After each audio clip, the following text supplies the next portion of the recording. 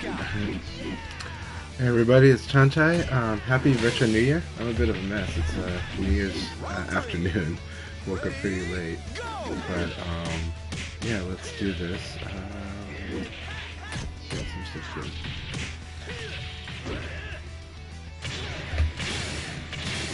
Settings. We're gonna do a group session, so let me send some invites here. We'll make it a room for 8. I'm not able to stream too long. I'm gonna be going out with family soon, and I'll have to get ready for that. But I did want to at least get the ball rolling on some stuff. So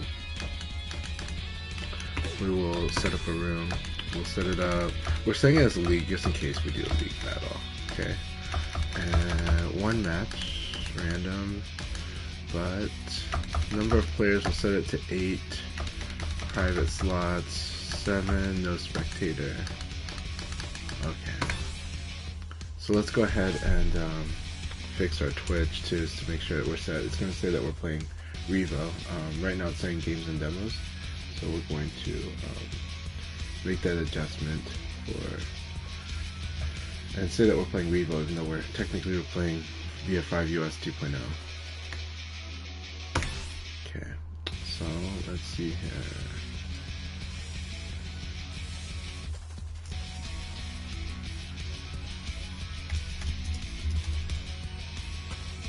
Then I've set the room to invite only. Of course it's going to do that. Twitch is always funny like that. I'll fix it on Twitch in a sec. Let's send invites though. I know Fence is wanting to join. Got Neo as well. Let's see here. It's a good training session for everyone. So let's see. People we said we're going to invite.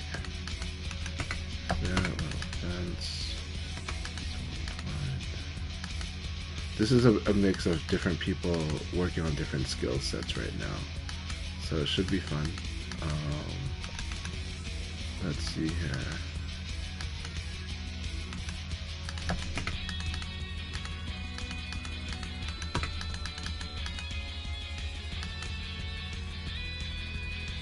Yeah, we got a very fun group. Let me see if I got.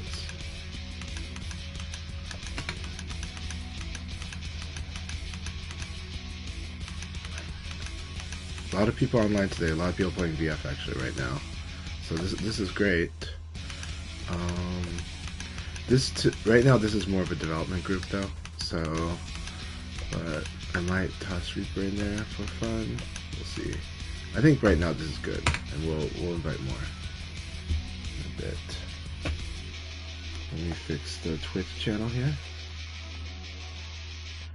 It's probably better to fix it after people have joined the room.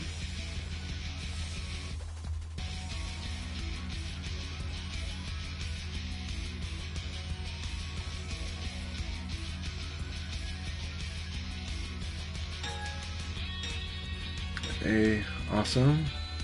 Got Mr. Worldwide, excellent. And then you set it to, wow. Let's do that. Let's set this to Virtua Fighter.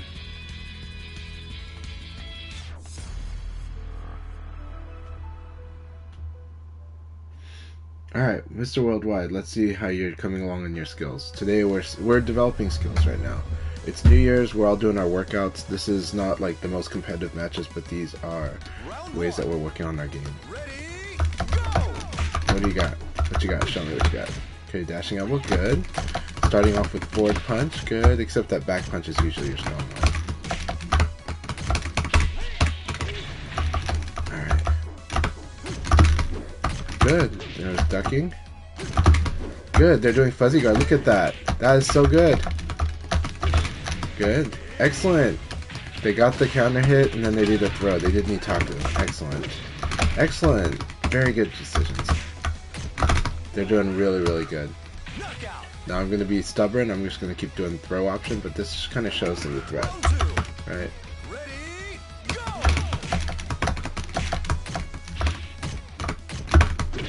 Good. Good. Normally I could just do side kick. Alright, what are you gonna do? What you gonna do? Hey, Chad the Third, how are you doing today? Happy New Year. Hope you've been having a good New Year. We're doing some skill development today, so it's a lot of fun. A few people said they want to spar. I need to message them so it rings up. Ready, go!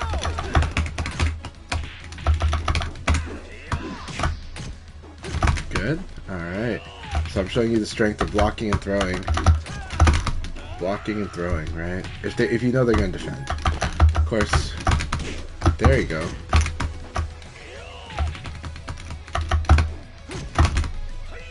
Alright, good game. They do need to work on guard throw skip though.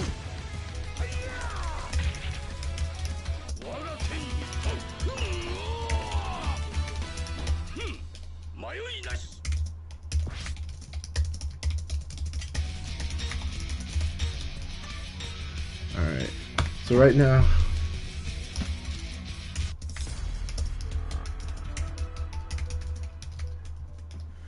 alright, let me see, where's my stream? Cool. Alright, yes, my year's been good so far, but let's not jinx it. Let's not jinx it indeed. Alright, now I'm fighting against Volcano Shed, so this is pretty fun.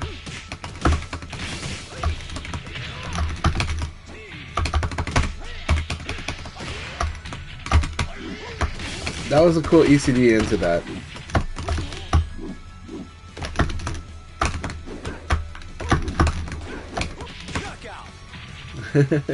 they're just scoping things out, so they're just getting not used to the lack of pace right now. Excellent.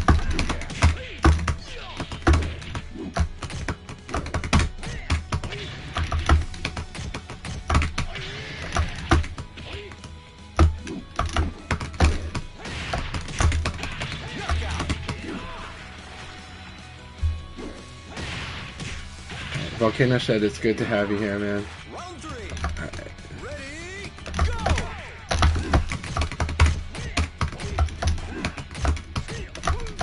Very good. Volcano Shed's tailored their approach already pretty well.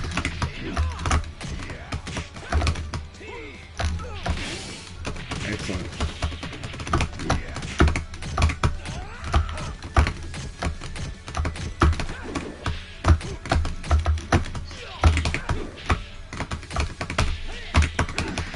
Look at that, that was really good. I like that option. I jump kicked too early. You gotta wait for that to whiff. Can't go for crushing it either. But that was just like not the place to crush it. It's fun. Alright, I like screw hook is always good opener.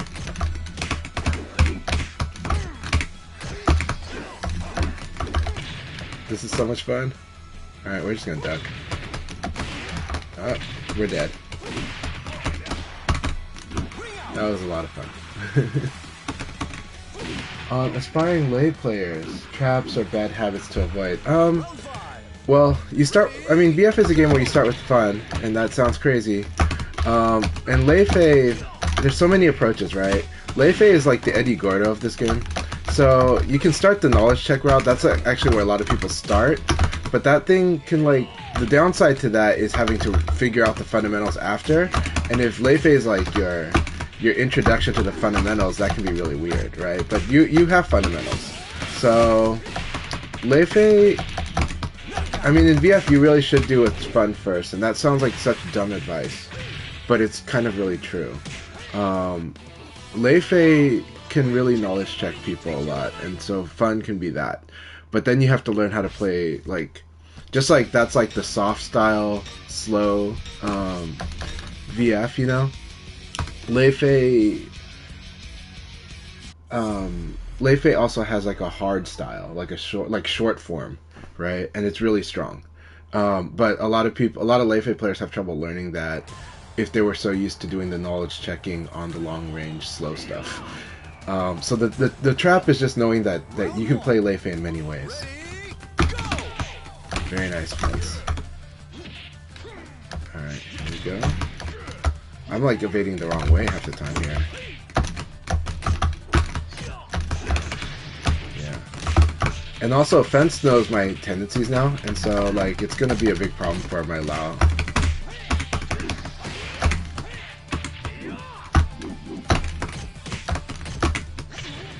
That was good. That was good. And this is too risky, right? Here, going for throw is such a bad play. When my health is that low.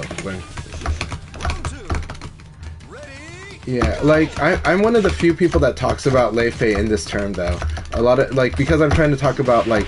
So just like in your video, when you talked about how Virtua Fighter is that martial arts fantasy. It is. And, honestly, Lei Fei really is like Jet Li, right? You've got Lei Fei being kind of like Once Upon a Time in China, Jet Li / Tai Chi, right? The period drama Jet Li, and then he's also got like the the awesome like soldier modern '90s Jet Li, and so you've kind of got that. Now there are some amazing tools if you start learning the quicker stuff with him. Because he applies a lot of pressure that way, and that's actually the way I enjoy playing Lei Fei. But like, but the knowledge checking is stuff that gets me really good. Like a lot of Lei Fei players really mess with me with the knowledge checking because I'm playing a little too much on fundamentals. On not fundamentals. I am shadow boxing against Lei Fei like I would fight against other characters, which is wrong. And so that's like gets me in trouble. But there is a weakness to all of his stance games. So a lot of times, like half of his stances, like a low kick is gonna mess with him. And but at the same time, he can also crush low. So if he has a hard read on that, then he can just wreck the person for going for it too much, which is what happens against me. Because he can do like half-life crushing a low. Yeah, but in place of his standard elbow, he's got some cool stuff. So he's got like 6-6P, right? Forward, and punch. So good. A really good skill is building like high punch into crouch dash forward punch. That's a hard one. But if you get good at that, if you practice that in training mode, so good, so good. It'll set up combos, and it's like it's a good substitute for the elbow game. So I'll show it to you in a bit. Alright, Mr. Worldwide, if you do your fuzzy guard training like you did earlier today, this throw will not get you. This throw will not get you. Earlier you were doing really good with it, so don't betray your fundamentals. Alright, you were doing fuzzy guard earlier. I am going to lose this one on purpose because I kind of want to switch, but I also want to watch other people play and chat. But let's keep working on this here. Very good, very good. Yeah, just remember, you were doing fuzzy guard earlier. I saw you doing fuzzy guard. So, fuzzy guard would beat this. When you do dashing elbow, fuzzy guard would definitely, like, yeah, there you go. And then you can PK that. So if you expect this, you can PK that. Dude, that's hard. I'm asking a lot there. But still. There you go. That, like, doing a 3P was perfectly fine. Don't beat yourself up. When you make, even though it wasn't what you intended to do, if you get a hit, take it and be happy. This is a game where you want to move on from you want to really move on quickly from like whatever mistake you made, just run with it. In this game, don't slow down just because it wasn't what you wanted. Alright? And then you start like punishing the throw by attacking. This is where I'm showing you that like you're defending a lot and this is your weak point, so now you want to attack, you want to like launch me. 3-3P would even do it because that's all I'm doing, right? You gotta watch what your opponent's doing. Is he just doing it? You might be afraid of the mix-up, but here's my biggest advice about those mix-ups, right? Don't mix yourself up. Don't mix yourself up. Like, let your opponent prove that you have to mix up. Let your opponent prove it. You know, your opponent has to earn that respect. Don't give the respect for free. Don't be so afraid that they're gonna sucker punch you. Just try to like you should just roll with it. And you'll get much stronger at this game if you do that. It's good. Hey Kaio, so good to see you. How are you doing? Round one. And Nala, awesome. Ready, go. Right here, it's just like I just had a feeling. right? And there's our fuzzy guard at work, right? Now, one of the problems that I have when I fight heavy characters is they've got good strings. Heavy characters usually will have like a high mid string, and that will really mess me up because I like to hit buttons. So you gotta punish me. Even at high level play, if I like to hit buttons, you take advantage of that. Right? And this is not a perfect punish. This is a what we call a Portland or Chicago punish. I did a throw when I had a guaranteed damage, you know. So you get to exploit the things that I'm not doing.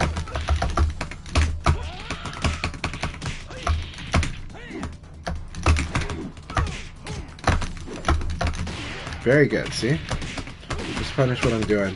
Don't give me the respect for free. Hey, Crazy Drunks, awesome to have you here. I hope you're doing really well. Hey, Haste, how you doing? I gotta send you an invite. You can also, you've got me on PlayStation, so you can add me. I mean, you can join the room if you're not in the room already. We would love to have you in this room. This is a really fun day for just, you know, New Year's. I'm gonna jump out after this and continue chatting because, but it's tempting to show some Lei stuff. But the Crazy Drunk is the person to watch. Their Lei is amazing. So, like, yes, their Shun is amazing. Their Lei and their Taka are amazing too. So, yeah, no, the Crazy Drunk is one of the best players in North America and one of the best players in the Western world. So, you know, like, a lot of respect for Crazy Drunk. I'm glad that you were able to play.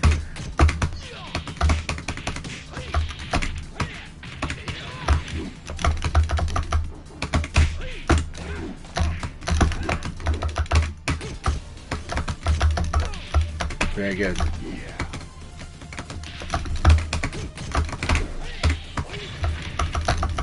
I'm gonna throw this though. Go ahead and beat him up. Okay, no, so go ahead and beat me up. It's okay. Did you play during the Revo beta? How was the connection going for you? How was the rollback netcode working for you?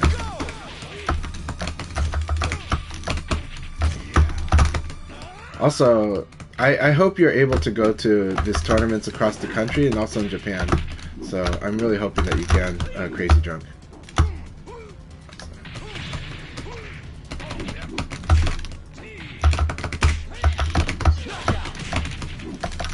Alright, so much for throwing that. But I'm going to take a break.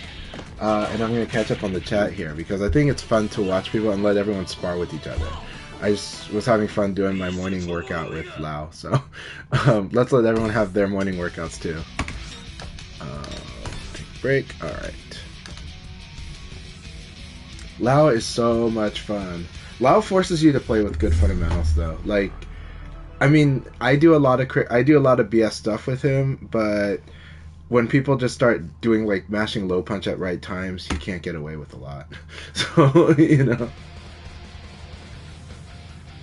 Avocado, I'll send you an invite. Let's send you an invite. I said it. Whoops. I hate this interface sometimes. Alright, wrong button. Alright, there we go. And then let's do Xeno Haste.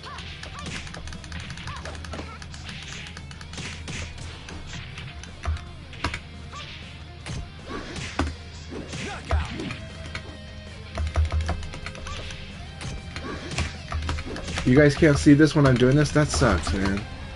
That sucks. I'm sorry.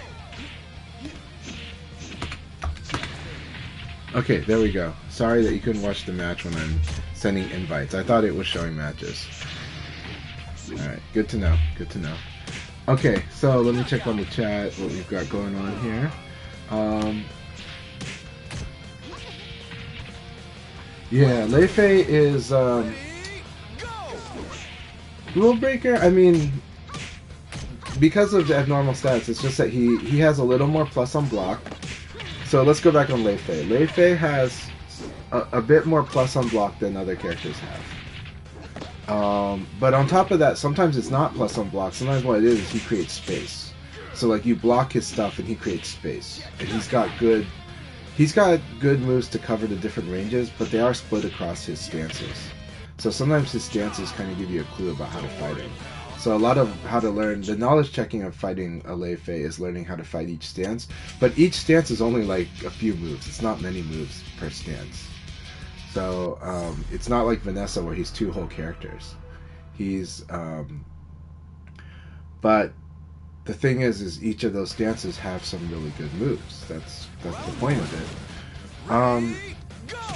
But his core game is really strong, especially when you're doing stuff like, again, 6xp is a good move. If you do the down, I'm going to call the stances by the direction you press with all 3.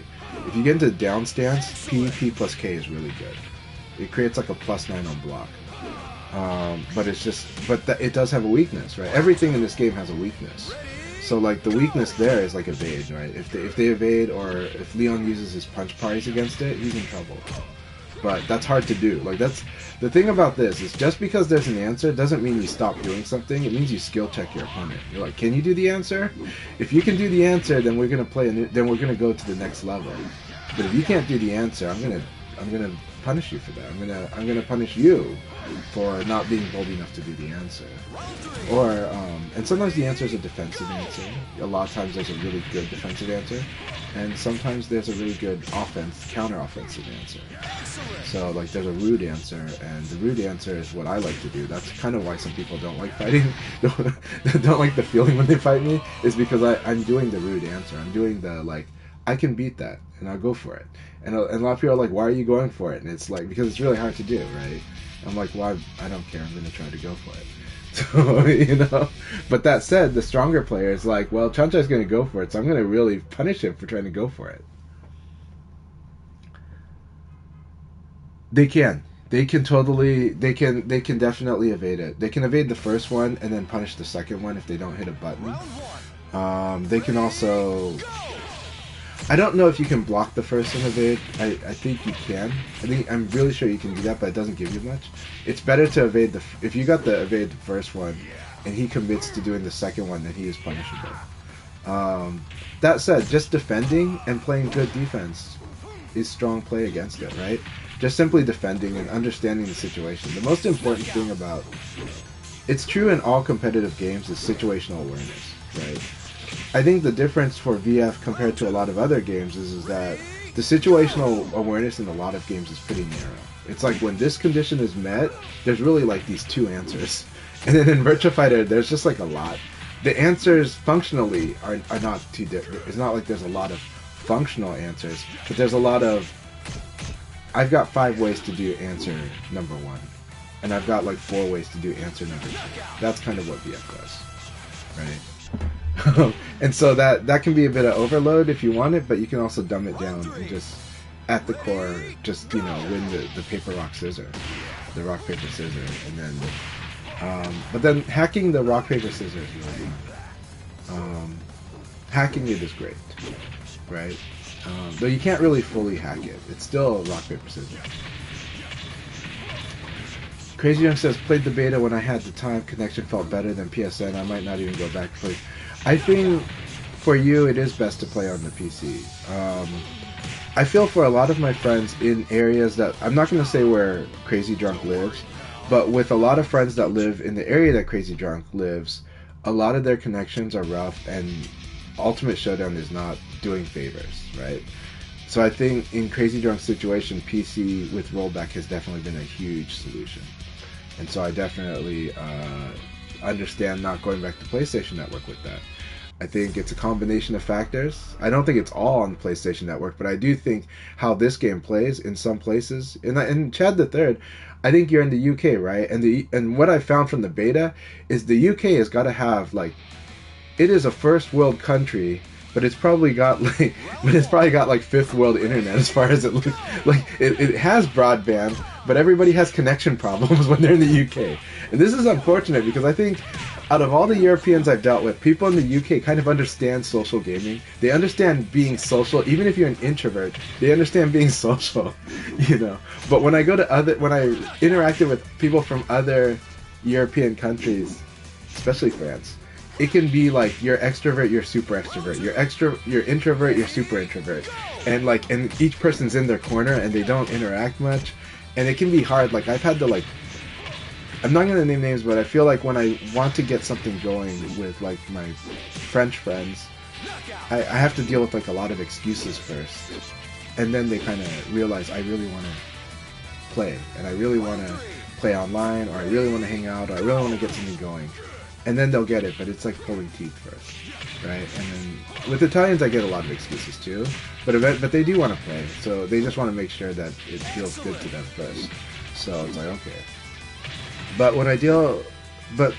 players from the UK just really seem to, maybe it's just a cultural compatibility with the US, but they really, they understand the need to want to just go out and go do something, regardless. So yeah. Silverbolt, it's good to see you. I hope the weather's going good in Chicago. It must be really cold over there. But, it's good to have you.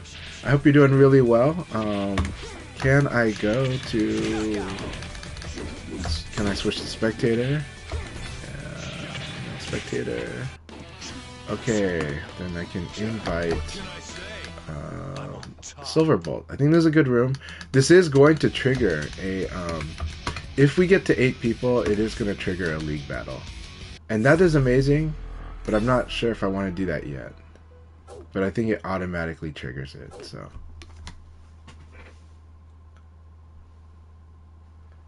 Okay, so 12 frame punish. If you immediately evade it, you gotta really be on it though.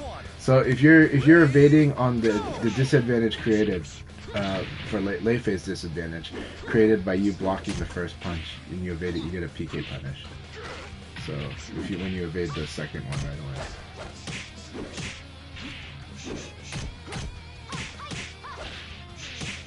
No, Crazy Drunk's one of the best players in the country. I love fighting Crazy Drunk, all their characters, yeah. And Fence is really coming along really well.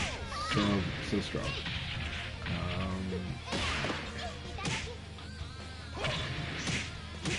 So, a fun thing to do again with Leifei, for the short form. If you hit, now this one you can't do on block, this is not the same as punch elbow, but if you hit with your jab, PG, that's like +5, and so like doing like your mid, like doing a crouch dash into 6P, it's hard motion, but it's fun. But if you get good at that, that's a pretty fun one to do. They could evade it and punish it. But if you counter hit them, if they hit a button after that PG, after you hit them with the jab, they shouldn't, but if they did, you're gonna like counter hit them and that's gonna crumple them, so you get combos. It's a fun play. I like short form Leifei. I feel like it's a lot of fun. I feel like I'm Jet Li. I feel like I'm the Jet Li I personally enjoy watching the most. But I think he gives everyone their Jet Li. So. Yeah, it just seems like UK internet has the speed, but the connection quality is the problem, right? Or how many hops it has to get. I mean, maybe because of Island Nation, but yeah. Round 1. Happy New Year's, our mind heart. It's been so good to see you. You've been a wonderful member of the community, enjoying your chats in the Discord and also your support in the stream. So, our mind heart, it is good to have you here. I don't remember what the last time happened when we sparred with Tricky. I'd love to hear that again. Hey, Kobe, good to see you. Always good to have Kobe in here. Kobe, you must be eating good. Aoi is awesome. She's like as technical as she was before, but now she has the stuff she was missing. She's strong.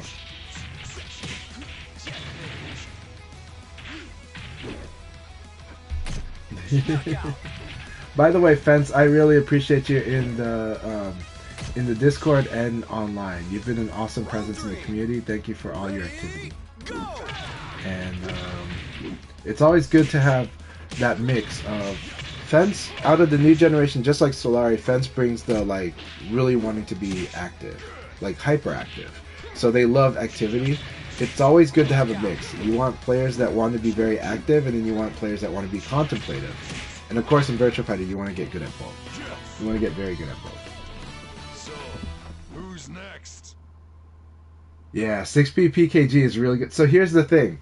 You're using the short form stance now. You are using basically the one PKG, the one stance. We call it one stance because you got to hit down, back, and all three. but that one stance is really good, and getting transitioning into it. So 3P, PKG, so good. So you want to get good at 3P and then hit all three. So 3P, hit all three, so good. If you hit them with the side, you get guaranteed stuff too. So it's a really good stance to learn, and it's going to complement that style when you want to go short form and just really just hit them hard and hit them fast, right? And then you do all the knowledge checking, and it's a lot of fun. So enjoy all aspects of Leifei. He is a fun character, and I think you know enough already, and I think you're willing to learn enough and willing to humble yourself before the game, so that I think you're less likely to run into the traps of learning a character like Leifei, which is to remind yourself that there's many ways to play this character. If you do that, you'll be okay. If you keep telling yourself, I just know how to do this good thing and this is the right way to play a character, that's probably when you're trapped. Right? You're trapped when you start believing you know more about the game than you do. That's life, right? The person that doesn't know what they don't know, there's good and bad. Dunning-Kruger, right? Sometimes you undervalue yourself if you know too much. But so you got to balance it. But if you keep yourself humble and keep yourself learning, you'll always be strong. And Leifei is a very rewarding character. I still need to learn a lot about Leifei.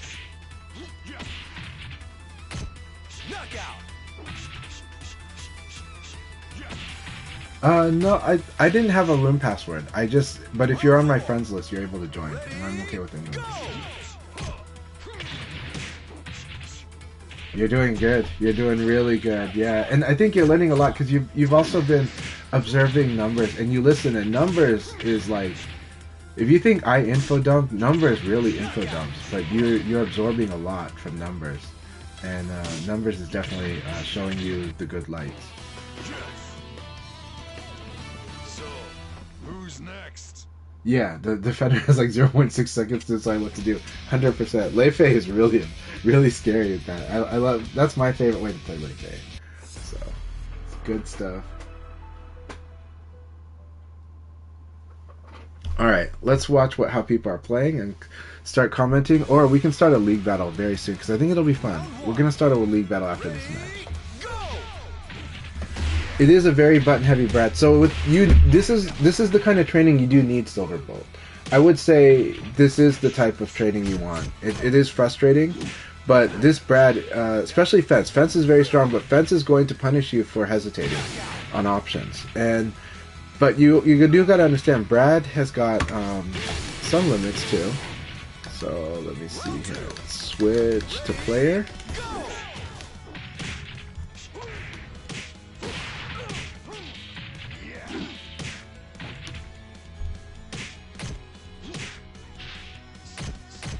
Hey, Robbie, good to have you here.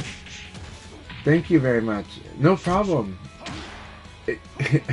Your question was not super basic. It was a good question too, but I'm happy to answer any questions, whether they're basic or not. But you had a good question. And it's a really important one because actually a lot of players don't know. Like, there are aspects of strings that do.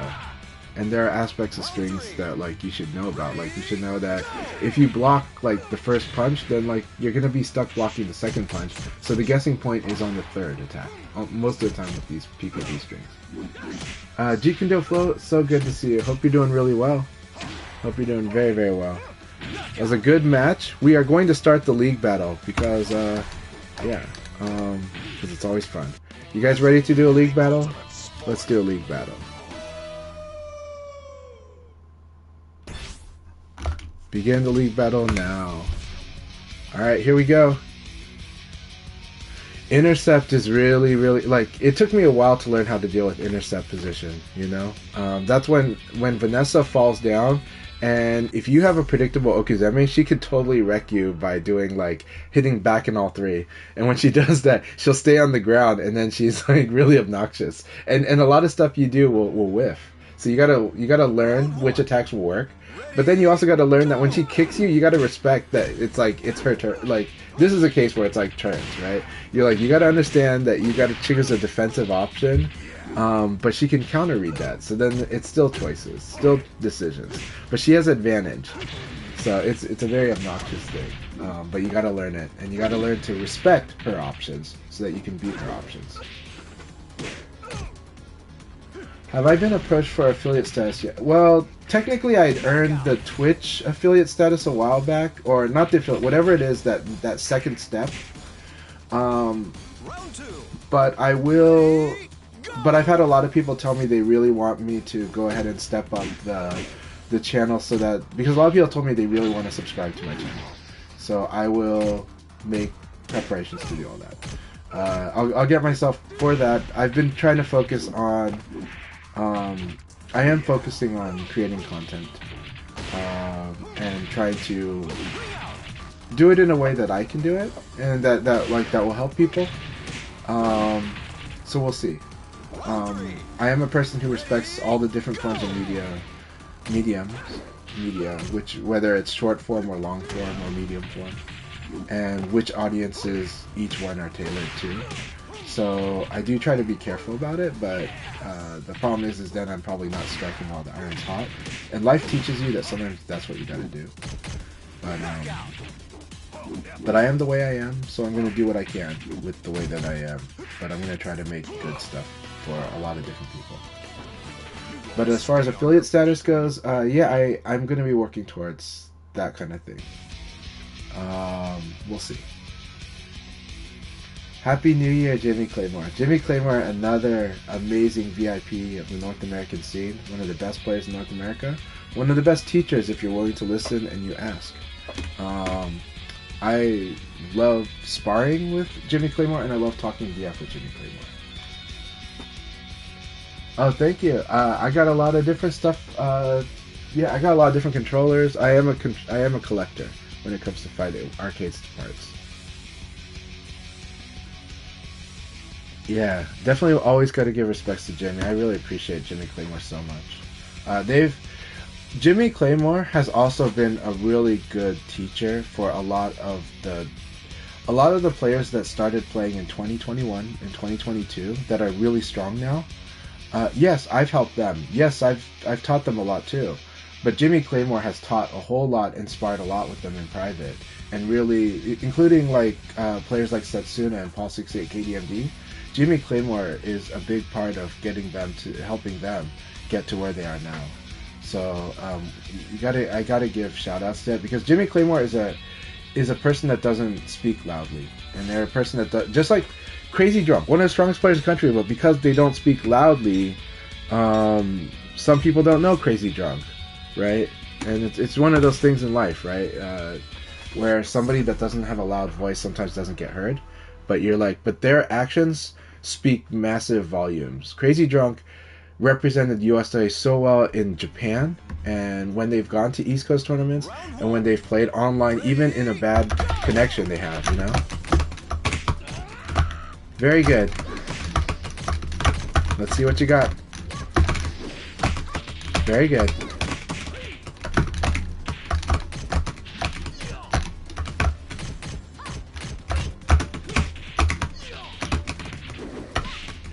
Alright. Like I said, today is a New Year's training, so we're going to be having a lot of fun in this league. I'm going to be having fun in this league. Because I want to see what everybody's bringing. And I am going to I'll try to show stuff, but I'm going to try to make sure these matches are fun and something to kind of give you something to think about. Very good. I think Lilac Phoenix seems to have a good sense of when they're like... They make actually pretty good choices from range, right? From different ranges. At each range, they're kind of thinking about the moves they can use at those ranges. And, like, their mix-ups are very good. The thing that might be scary is just how fast I make my decisions, right? I think if I make my decisions really fast, that's the thing that's going to overwhelm them. But I think they still make really solid choices in those, so let's keep this up. I'm interested in all characters long term. I have a lot of fun, but Lao has been so much fun. But Lao has also helped me work on a lot of my weaknesses too, as a competitor. So Lao has forced me to be a little more disciplined when I play, especially like Saitan.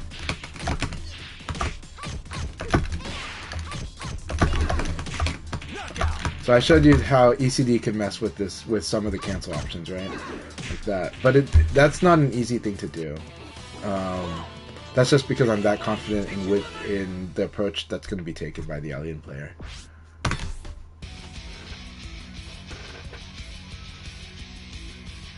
Yeah, so what Lao does... With Lao, you have to really use your frames. Like, a lot. More than it looks. Especially when you fight stronger players, you really have to do it. So... And then, because he just doesn't get away with much. Like, and then the reason you have to use something like 1kk, maybe too much, like, I don't like using 1kk that much. But I feel like I kind of have to, because it's like my crouching low. And it's my immediate one, and so, but the target is not to just use it. The target is to use it when you know you've got recovery hit or better, right? And that way you can just, because then you can slow them down and kill their...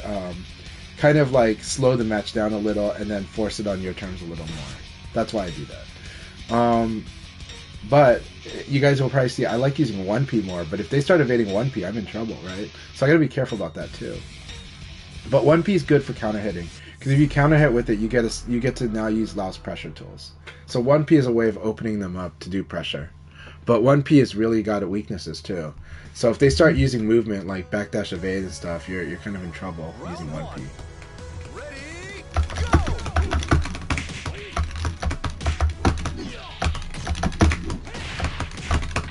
But the thing that's fun with Lao is also using spacing a little more, which I do with Lao. I mean, the thing is I'm applying my Leon skills here, right? Alright, let's just do it done. But yeah. But also, when Lao evades, he doesn't get that much. Like, that is actually really frustrating, but it's good to learn. I was too slow in my punish. Or no, that might not be punishable. This is like Wolf we're talking about. Look at that. So good.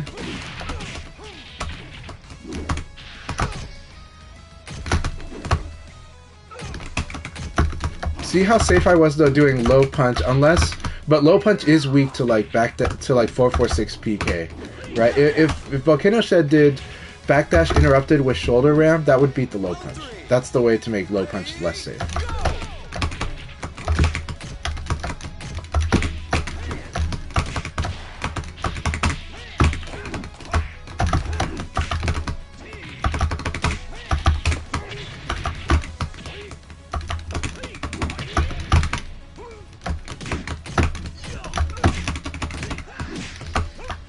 Very good. This is so much fun.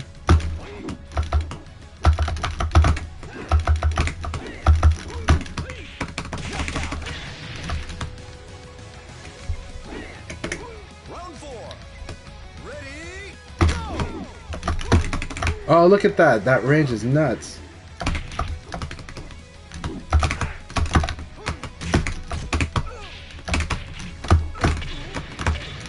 I'm dead.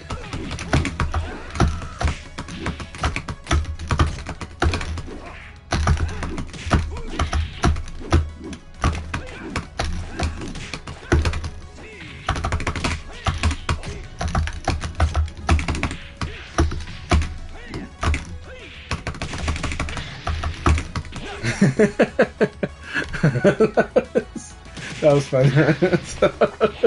That was really, really ugly, but fun.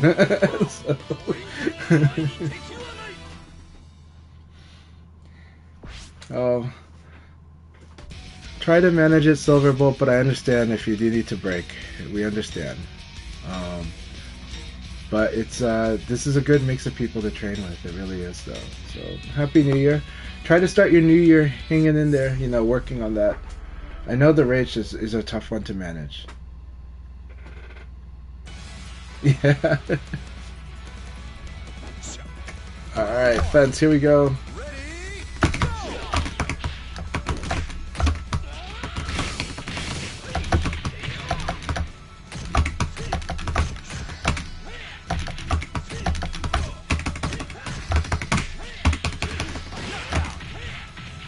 Alright, this is the knowledge check. See this kick?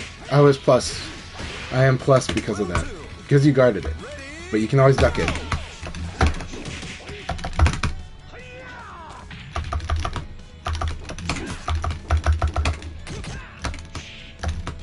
Very good. I like that stopping short and doing throw.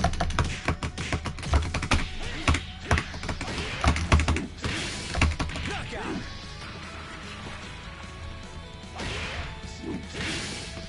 Round 3. Ready, go!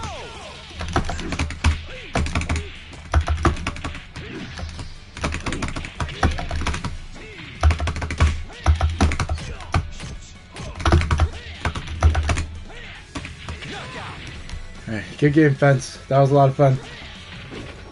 I've played in 2 weeks. Wasn't planning on training or serious play. Okay, no problem. No problem. It's okay. If that's the case, we understand. If you got to, you definitely got to take care of the internal first, right? And if you need to, that's okay. That's okay.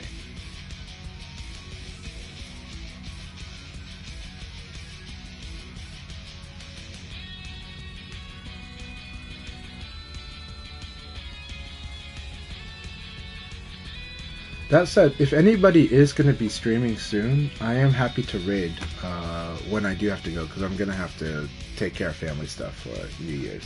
But I did want to get this thing going because I think this is a wonderful group to train with. I think it's something that I think it's a fun way to do New Year's, you know.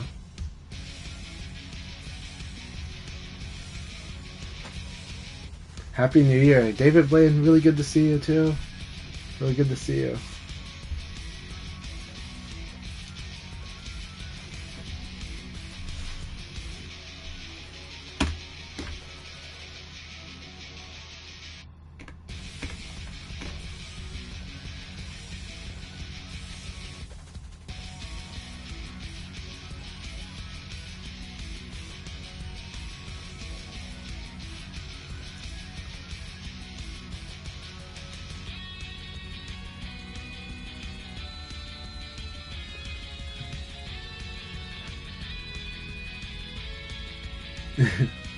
So, Reaper knows that I'm very comfortable too comfortable fighting on the edge of the ring. Whether I'm the one at the edge or the other person is, I'm really comfortable with it. But that was a skill that was built during VF3 for me, though.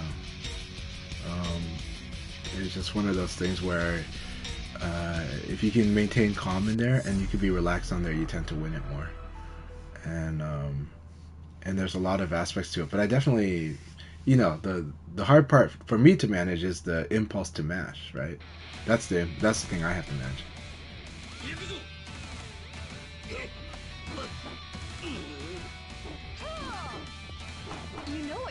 This was kind of a loose training. This is actually not serious. It's a league battle, but I'm not keeping score. So this is actually meant to be pretty loose, to be honest.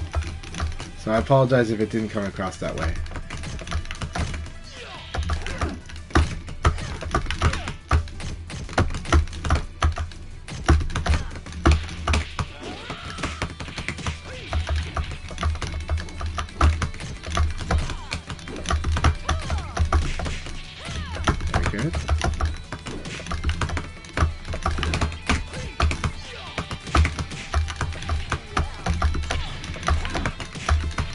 Yeah, the reason for doing the league battle is so that people can get matches in.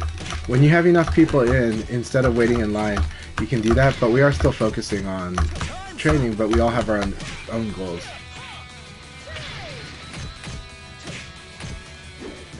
Round 2. Ready, go! Alright, so I'm going to go ahead and throw. Very nice. That's the vulnerability of like having a high, right? Is that I'm gonna go like low punch it, and I'm gonna use Hadouken as a way to show it. But yeah, but you can definitely assert pressure if you block this thing. So if you block this Hadouken, you can definitely assert pressure. I think I minus quite a bit. However, I am crouching, so it's not Nitaku, but it does mean you have like a lot of your attacks will win if I was to mash after it. But then you can also throw me if you think I'm going to actually defend. That's the important thing. But because I'm crouched though, it might be a delayed throw. It might be like immediate low throw or a delayed throw, but immediate low throw is really risky, so I don't recommend low throw. Low throw you do when you have a guarantee, but outside of that, I don't recommend it until you're very good at reading the opponent's options, like defensive options. Very nice.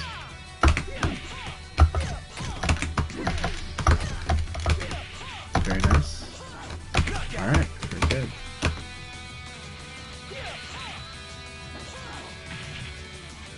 Round 4. Ready, go!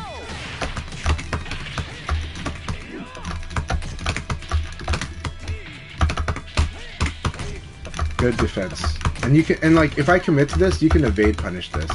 So like, if I do that, like, trip you onto the ground, and I do like go for this, the weakness for this is basically the two-handed, the big Hadouken is like weak against evade punishment. That's like the big weakness for that play.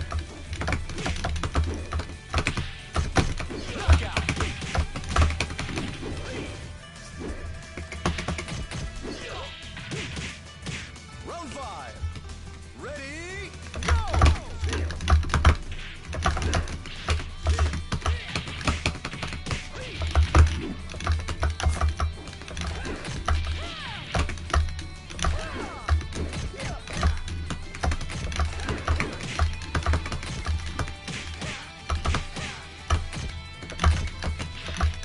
So the trick is you see how I'm doing this movement here? You see me doing like this evade crouch dash, right? This is evade crouch dash. If I do that, delay attack is very strong against it. But the delay attack means like you want to buffer the delay attack. You want to do like a crouch dash into attack. It's pretty strong against it. And then also throwing right away is really strong against it. So the two biggest weaknesses, those are like the two very biggest weaknesses of that type of movement. Evade canceling is if you can predict when I'll do it, you can throw right away, or you can do a delay attack. And delay attack is still a buffered thing. You buffer a crouch dash to delay the attack. Yeah. All right, avocado meat. Here we go. Let's see what the avocado meats got on their Lao lately.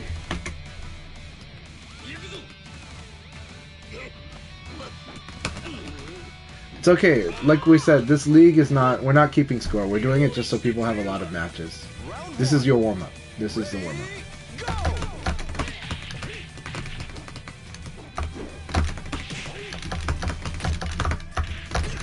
Very nice.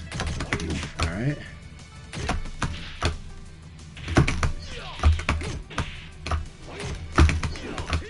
Very nice. So there is a way to punish the way I'm playing right now. So right now I'm doing low punch after a lot of stuff, right? So there's a way to beat this. Lao has very nice. Lao has down back P plus K. 1 P plus K. 1 P plus K, but you gotta set it up. So the way you set it up is, for example, if Lao is to do like elbow punch, right? This thing is like, as long as I don't hit you on that, as long as I don't counter hit you, you can like low punch this thing back. And so what happens is, like, yeah, so go ahead and block the elbow. Like if you block the elbow and low punch right away, this thing will not do, like this thing will be bad, right? Just go ahead and low punch after the elbow. Yeah, like that, okay? Let's go move off this edge. So we're doing that, right? So you want to block the elbow, low punch. Block the elbow, low punch. Yeah, you want to buffer it. On the moment that you block this elbow, you just low punch really quick. And remember, you don't have to time it. This is Virtua Fighter. We have an input buffer. The input buffer, go ahead and beat me up. But the input buffer means we got to do it early, or we can, and we should. So it's one of those things where when you start getting used to seeing this elbow, that's what I'm doing. I see like an elbow, I low punch, right? And then, but then the trick is that if the opponent is getting good at like low punching it, then I start doing stuff like this into this, right? Like elbow into that. That's the trick. Boom.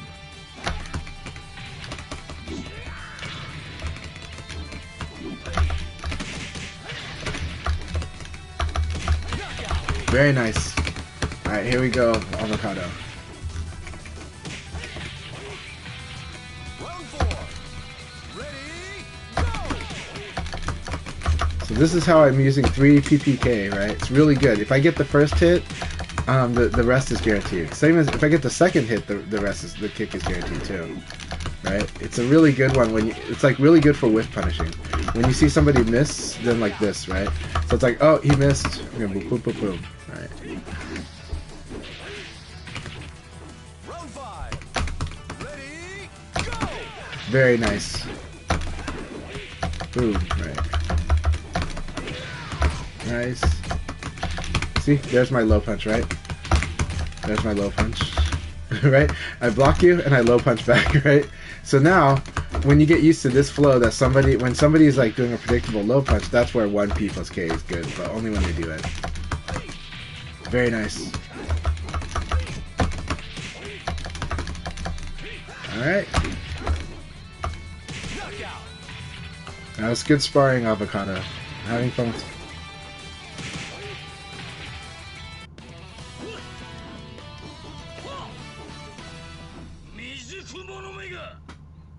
Yeah, like in the last league battle I played with Reaper, Reaper was clearly focusing on working on certain techniques, and I thought it was really cool. But yeah. Oh, always let's keep doing our sparrings when we can, and but I think you're seeing it. I think you're starting to see it. It's gonna take time, but you'll see that. You'll see how the low punch is interacting with these exchanges. Why it's working, right? And trust me, the low punch is not broken. It really is not. But we're gonna train you on using it. We're gonna train you on also how to punish it too. Like there is options. Like if I can predict it, right? I can do this, right? Like this is really strong. Back that like. The only problem is this is risky against people that are recklessly attacking. So we don't recommend it to beginners. But like if somebody's playing in a very structured way, backdash like launcher is really strong.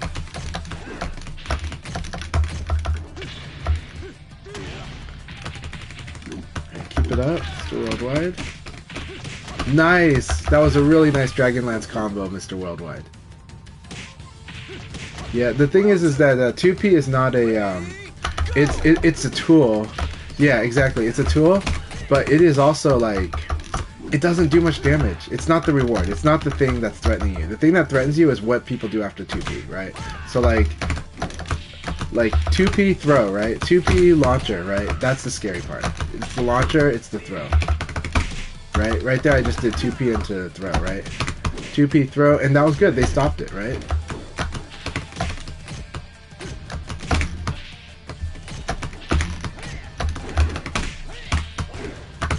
That was a good evade. Good evade, Mr. Worldwide. That was good. That was not a bad... So here's the thing. Don't feel bad about that one. Just know that, I mean, there's two lessons, right? One is that you did the throw was fine because the way I was playing suggested that throwing was fine because I was defending more. That was not bad. It's just a bad guess, but it wasn't a bad choice. That said, what does make it a weaker choice was that your health was really low, so that the risk of doing throw was higher. That's all. It was only because your health was really low. Because your health was low, throwing became much riskier because throwing became an ultimatum. Like, I either get this throw or I die. Right? That's the only reason that I could critique doing throw there. But the way I was playing was a lot of defense, and so it was a good choice, even if it was the wrong guess. And so Virtua Fighter is very much about like managing risk rewards. Important about that. If you treat everything as right and wrong, you're gonna be really punishing yourself a little too much mentally. But if you understand that it was choices, and it's okay to make bad choices, you'll be much more comfortable about how to flow in this game. And then eventually you start increasing your reward, you start lowering your risk, right? So like the keys to competitive play, go ahead and beat them up, do combos, beat them up, get some more matches, get more rounds in. And so this is why when we're talking about game theory, we're talking about risk and reward. So to win more, you want to increase your reward. To lose less, you want to reduce your risk. And it's really important in the long run to get that, but when you're a beginner, you're just learning how to flow, right?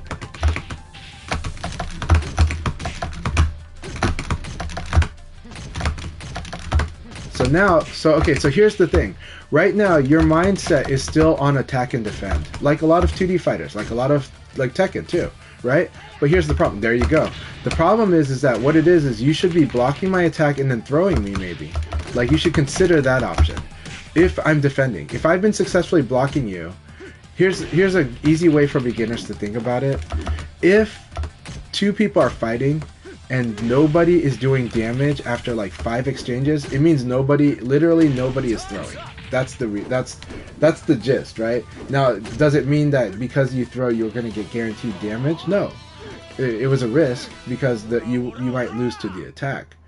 But the fact is, if nobody throws, and we're just doing attack block, there's just no damage being done. And so you just kind of know that nobody's been picking paper during this whole time because they're afraid to, and we understand why they're afraid to. So I'm not saying it's wrong, but I am saying you're playing it like a lot of the other fighters because of that, because you're trying to win on attack and defend only, right? And so sometimes you have to fight what your opponent's doing, and if your opponent is definitely blocking, so you're like, it's not like I'm gonna block them and then I'm gonna throw them. It's more like actually that. It is like I'm gonna block them, then I'm gonna throw them. But it's not like you could attack, they block it, and you throw. It's got to be more that instead of doing the attack back, I should have done the throw back, you know. And the more health I have, the more I'm allowed to do this. The less health I have, the less I'm allowed to do this, you know, or the less good it is to do this. So you guys are doing really, really good. This is a fun session. So I hope everyone enjoyed it. We're not keeping track of the league battle. We are using it to work on different stuff, but we can use it to try to win. Counting wins is a way to measure progress, but to be honest, I think it's not the best way. It's just the easiest way to count progress. It's not the best way to count progress, you know. I'm gonna switch to spectator, and so it's just one metric of many.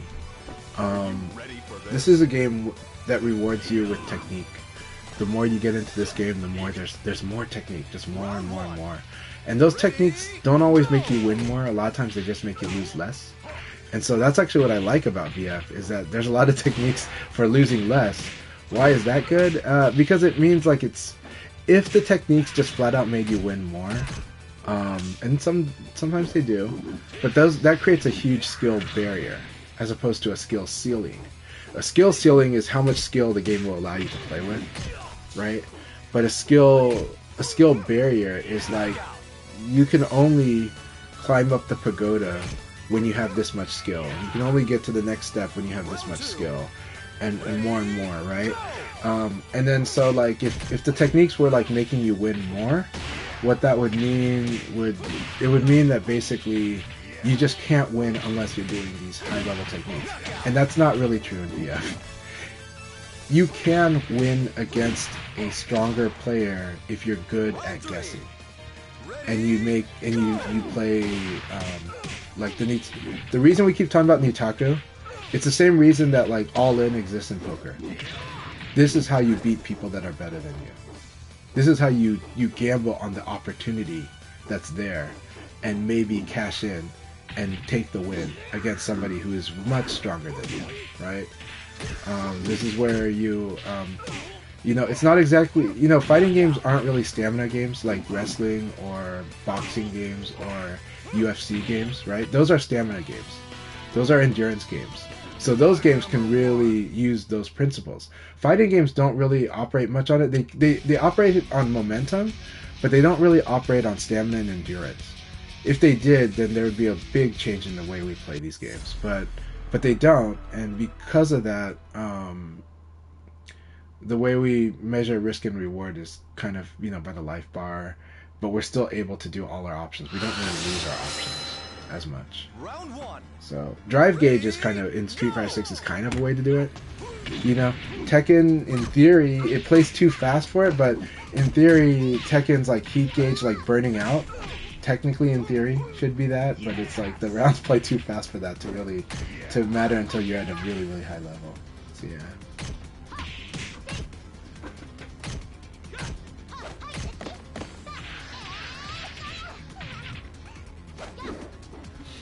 No, for sure. Well, the thing is there are people that believe that you can win by not trying to win, right? That by losing less. But sometimes losing less is just prolonging an inevitable loss. There's a point where it is just prolonging a loss, right? Because the task is really hard. but it's possible. It's possible to win by a death by 1,000 cuts, and a lot of strong players do that in this game. They do, but they still got a win condition, so they're still trying to win. But they are maximizing how much they don't lose. Round 3. Ready, go!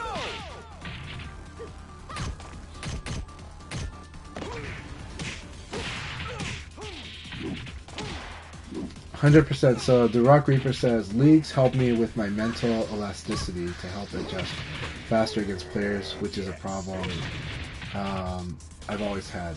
I agree with that. I mean, in the past, I used to say that Reaper was a player that gave too much respect to stronger players, right? And but that's probably because they were more defense oriented always, right? And so it's easy to kind of say that because they're trying to lose less. But I've seen Reaper just really strong on a lot of stuff and get stronger and stronger at a lot of stuff. And that in League Battle, I think really helped you get much more determined. And there's definitely, like, Reaper has one of the best records in Akai's League, actually. And part of that was also when they started utilizing more of the win conditions.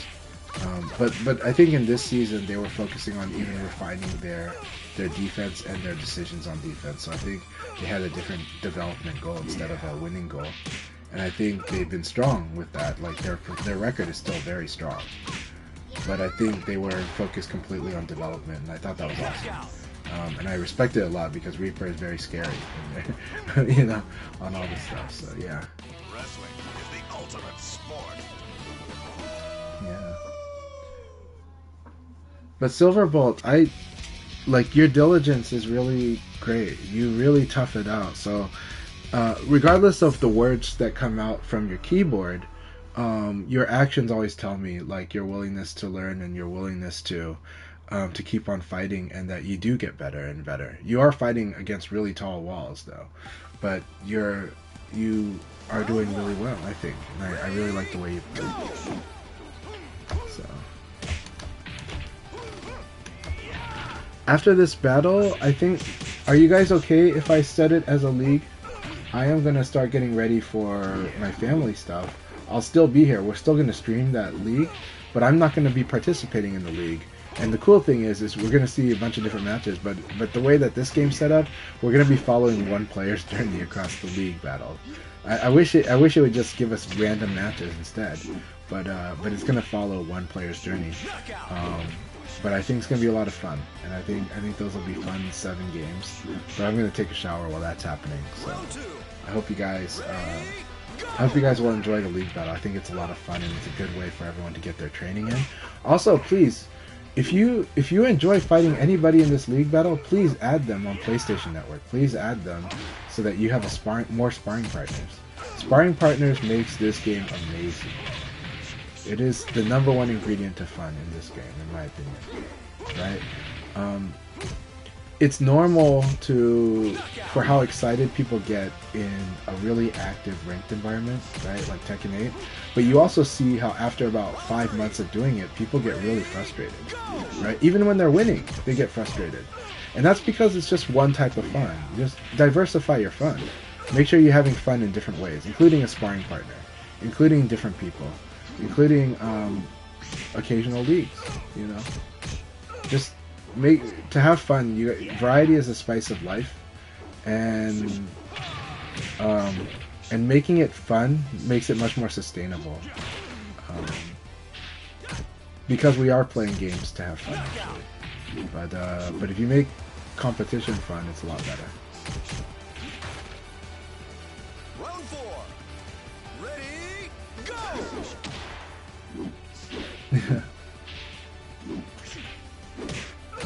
Times I feel like I'm running a 100-yard dash in this game where everyone else has a 50-yard or more lead on me.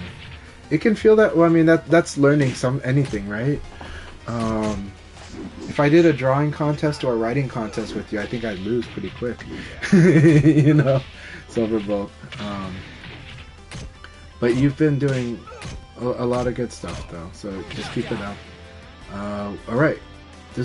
we're down to round 5, and we are going to. I am going to start the league battle. So. Ready, go!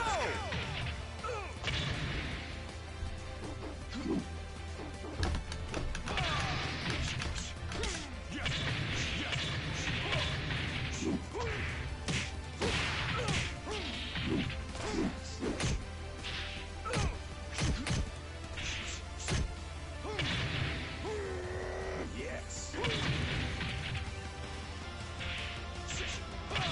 Knockout. All right, here we go, everybody. Everyone have fun. Should be lots and lots of fun. I won't forget you.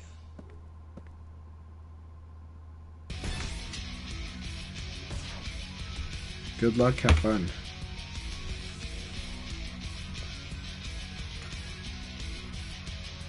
Which player are we following? Alright, I think we're following Panda. That's a pretty good journey too. Panda's Eileen is really strong. I'm just giving you all a heads up. So don't feel bad. Just use it as trading.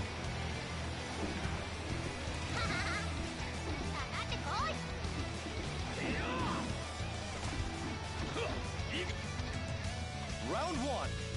Fence is really strong. Fence is really strong.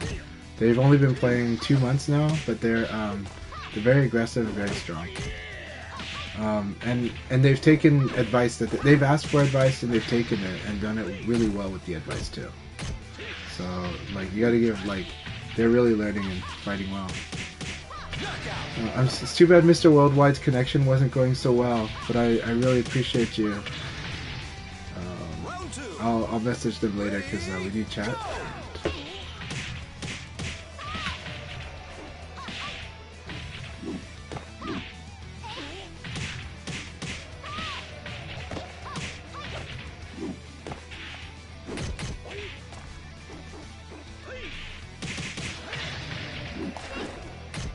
Knockout.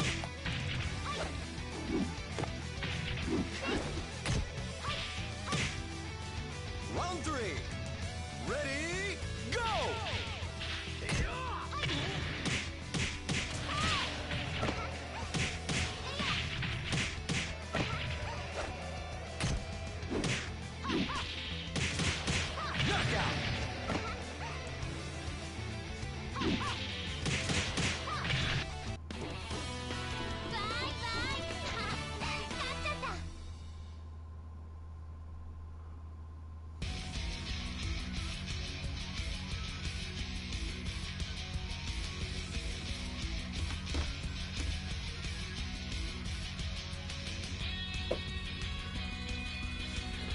I'm gonna turn off my camera because I'm gonna go get ready for activities. But you all feel free to chat in the room and enjoy. I really appreciate everyone's support. There will be a subscribe button in the future. We'll see when we can do that. I appreciate everyone that has been. A lot of people have been really supportive of me for content creating and for streaming, and have really expressed that they'd like to support more. So I'm gonna try to make that possible. But I'm also trying really hard to work on good content as well. So I am trying to level up my content game in 2025. Oh, thanks so much, Kobe. I will definitely be doing that. Yeah. Oh, thank you so much. I would appreciate it greatly. I'll let you all know. But it is my intention to really step up on all of that and try to do what I can for the game, especially in 2025, where Sega has really created a roadmap on their end, and more than I've ever asked for them to do. But now it's like, okay, let's as a community do what we can. So yeah, it's great times for VF. This is gonna be a wonderful. This is gonna be an amazing year for Virtua Fighter.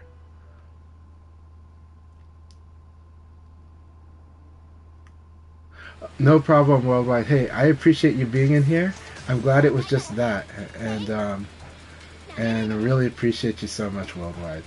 It was a lot of fun sparring. I hope you enjoyed our session, and I really liked the Dragonlance combo you did in our match, and also you really are seeing those decision points more. So it's going to lay a really strong foundation. Keep it up. You're doing great. Nala, thank you very much. I really appreciate it, and I hope that my content will continue to be a blessing for your community. So yeah, I'm gonna try really hard on that.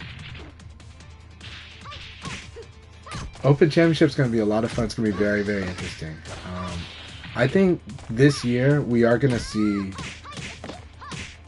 I think we've gotten better at teaching Virtua Fighter. It's still a hard game to teach in the West, especially. But I think we've gotten better at it. That I think we're going to see a lot of new talent rise. We've already have for the last few years. I think we're also going to see more crossover stars in our game than we've had in the past. Normally we couldn't, because normally it was too hard because the paradigm shift was too much, right? Like that VF just lets you have all these options up front, and getting used to that. That VF encourages you to input early instead of waiting and perfectly timing everything. It takes a while for people to get used to that when they're strong at other fighting games. The Japanese, because VF is popular, all the Japanese understand it, so they've had no trouble having people that are strong across multiple fighting games. But in the West, it's just more like people wanting to play the game like Tekken or wanting to play a game like Street Fighter for a while. It makes it hard to understand. Like, and watching that it can take 3 years for somebody to realize that in Final Showdown and this game, you can just hold throw escape. You don't have to tech it. Like, you don't have to tap it. You can hold it. You can sustain it. It takes a while because that just shows how, for someone coming from other fighting games, how unnatural that was for them. It was natural for the VF players, even though we did have a tech system. We did have the other time. We used to I did 3 throw escapes every time in the past, right? I did triple throw escape all the time. But, so so obviously I'm not averse to teching. I like this system more because of what it does. But the whole community of Virtua Fighter understood it right away because we understood the change. But what I'm realizing is that a lot of people they're just wanting to do what they know. That's human, that's natural. And so for me, it's just kind of finding those right times to just repeat it. Hey, do you know you don't have to tech it? You know there's no timing requirement. And then I just stop them and go, I want you to try holding it and don't let go. Even after you escape the first throw, I want you to keep holding it. And I'm only telling you this because I want you to understand this. Because otherwise, if you think you have to tech it every time, that's why you're attacking and spacing, like, maybe more than you need to. But if you realize you can do this, you can stay in the fight close up longer, even on defense. Whereas in the past, in VF, it was true. Like, you should just, while you're winning, you can keep staying close up. But once you're losing, you need to get out of there. That was the way you had to play VF before Final Showdown.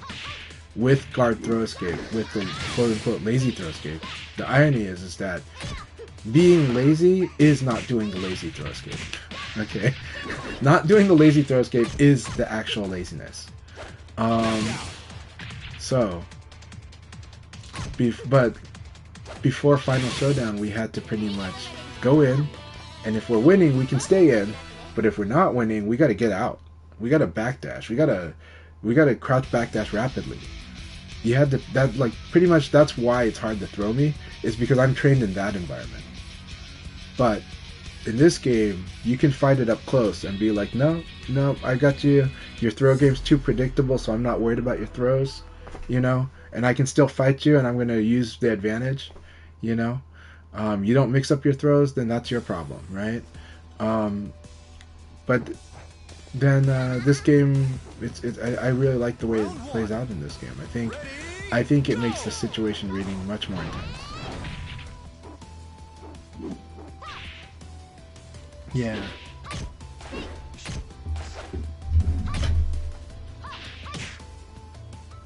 Well, the thing is that the turns paradigm is true for most fighting games, where you gotta wait your turn,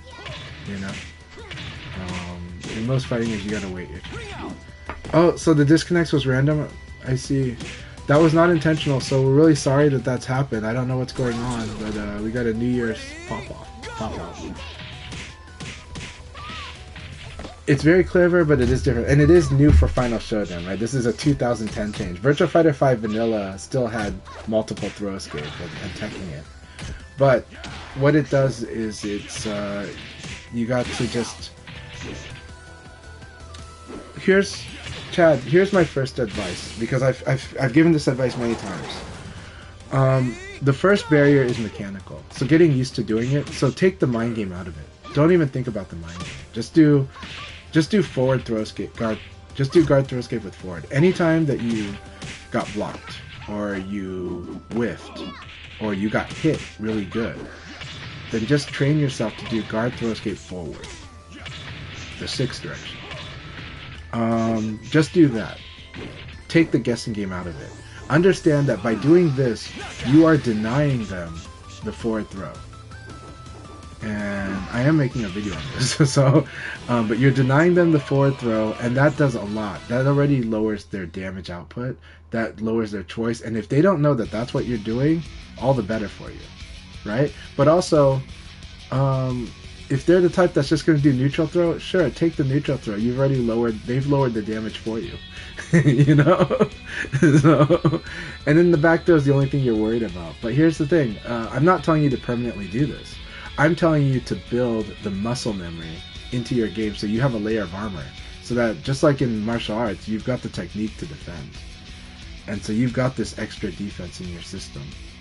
And then challenge yourself to switch it to back. You're like, you know what? I'm bored doing forward throw escape. I'm just going to do back throw escape. See, now you're capable of doing both. And then you're capable of doing neutral after that. And then, or the better project for the neutral is, you know what? When my health is this low, I'm going to do neutral throw escape. Why? Because some players are more likely to do neutral throw escape when my life is going to lose to it. Because that is a very strong play. So, and just accept when you don't get it, but just be happy that you're doing the tech, even if you guess wrong. Because that's the number one step. And by taking it off your mental stack is more free to do other stuff. Then, as this becomes more comfortable, more muscle memory, then you can do it automatically, and now you can get into the guessing games, and you can now think about which throw you want to escape. But understand, denying throw is really powerful. It's really, really powerful. So,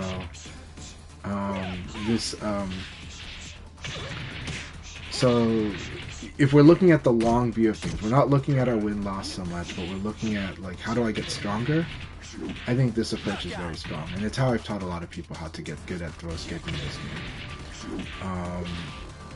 And I am gonna, like I said, I am working on a video for that right now, because it is important to understand both the learning process when it comes to this, making it, like, what is the actual barrier? The first barrier is just that it's not intuitive at first, so you're like, oh, I gotta do this.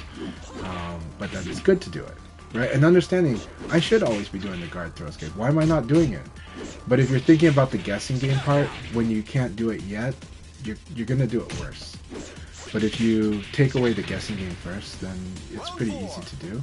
Then after that, you start doing the guessing game, because now it's more natural. And it's just like everything else. People are afraid of bad habits, but actually, in my view, just develop good habits, and then add alternative good habits, and at some point they become choices again. Some people do work well at beating down their bad habits, but most people I know, they learn way slower when they try to beat down their bad habits. It becomes like trauma, and it's like inflicting trauma on yourself. And when you inflict trauma on yourself, it can be really hard to fix. That can be really, really hard to fix.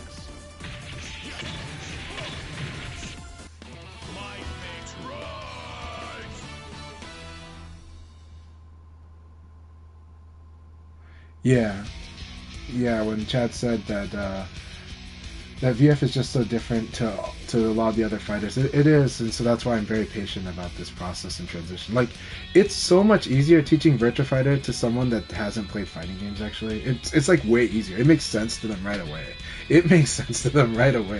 Then you teach somebody who has played fighting games, and it's like, there's a lot of, like, I have to be a lot more patient, and I have to kind of, you know, people have seen me teach in person, and they've seen me teach online and offline.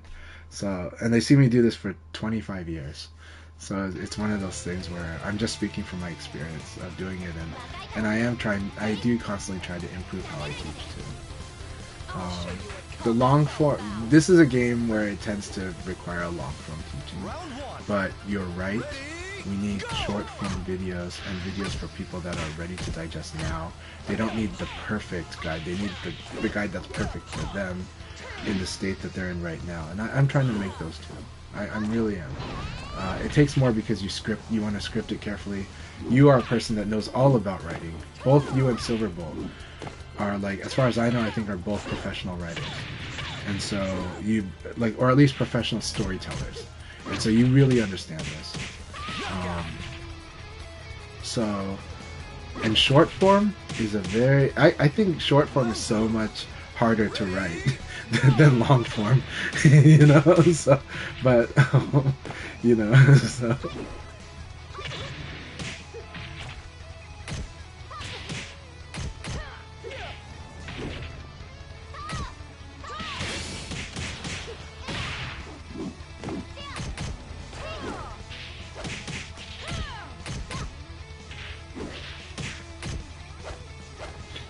Yeah, so like I said on the bad habits, so unlearning bad habits is hard. So I now just take the approach of, okay, let's just try to learn better habits. Let's incentivize the better option and do that. And let's incentivize another option that's better and do that. And then eventually that bad habit just gets, like, not something you want to do anymore. You know, but like telling yourself, no, stop it, that's like a two-step. That's like stopping it and then doing something else is, like, really slow and really, like, it messes with your focus. You know, right? But when we hit flow state, it's about that we're sorting straight to, like, what's a good option, right? So instead of trying to, like, punish, instead of trying to, like, smack our hand every time we do a bad option, I just think, you know, just good. Let's do a good option. Oh, it would be good to do this. Let's try working on doing the good thing instead of yelling at myself about the bad thing I just did. Let's just keep trying to do the good thing, as hard as it is, but let's try. And when we see it work, it's just feels so much better.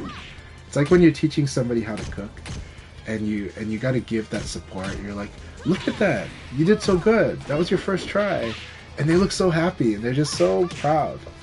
You know, something like that, you know, that sometimes we have to do that to ourselves, you know, and so again, sometimes focusing on the good habits good, but there is a history where negative reinforcement has driven some level of performance, right? I've seen Andre Agassi hates his father, hates tennis, but his father used negative reinforcement, and so Agassi is ridiculously strong, but he also hates the game and hates his father. So, you know, and you see a lot of that in sports. So I know some golfers who became strong in the LPGA, but their father was a bit much. And while their careers were respected, they were never able to achieve that highest potential that everyone believed they could reach. But they definitely accomplished more than so many people, and I'm proud of them. They're friends, but I'm also sad because they ended up cutting off their relationship with their father, because their father was the type to drive on negative reinforcement. Negative reinforcement is so, and so there's a balance, and at some point in their career, they felt like it was no longer doing what it needed, and so that's where they cut their father off. And then that was hard. It's hard for him because he's just really loves them so much. He's just doing what he thinks is the right thing, and they're doing what they think is the right thing. So it's a hard balance. But negative reinforcement definitely has. It works on certain personality types better than others too. So that is the thing. This is also about the approach fitting the person, right? Some people, negative reinforcement really drives them. There are people that have a fire, and negative reinforcement tends to drive them more than anything else because it makes them focus, right? The person that tends to be already proud, the person that tends to be overconfident, sometimes they need that negative reinforcement because it's the humiliating force for them. And then some other people, they need to just remember how strong they really are, and so they need the positive reinforcement to kind of do that, So I just found that it's really dependent on the person. I would say that in my experience, the extroverts tend to be the ones that need the negative reinforcement more, and the introverts tend to need the positive reinforcement. But there is also this part where the introverts might not step up if there isn't at least a little bit of a spark from like some kind of a negative reinforcement somewhere too. So it's a tough balance in my experience. But I also, I've trained different staffs from different education levels and income levels and experience. And I've worked with people in different capacities, including gaming, and with people and with kids and adults. And I've also managed a lot of customers from different backgrounds and find a way to negotiate or come to an agreement, a resolution. So I found kind of a bit of both. And I've always said that I'm proud of, I think I have killer customer service skills, but I don't believe that customer service is like the way in life. It's just one approach that works in certain situations, but not everything. I do think it's a big problem when everybody thinks that customer service is like a right. I'm like teachers shouldn't have to worry about customer service. They should worry about some ethics and other aspects, but they shouldn't worry about customer service. Doctors to reduce the amount of lawsuits against them, they should be listening to their patients or showing a sign that they hear them out, but they shouldn't be held to customer service standards either, because they have a higher priority goal. But customer service is more like when we have something to sell and we're trying to negotiate in a lopsided environment to continue to make those sales and to continue to keep a certain type of a arm's length relationship. But customer service is an arm's length relationship. It's not a sincere, deep human relationship.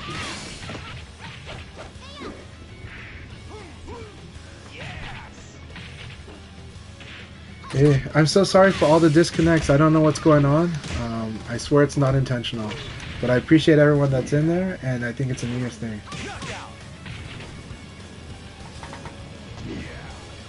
Yeah, 100%, And so, yeah.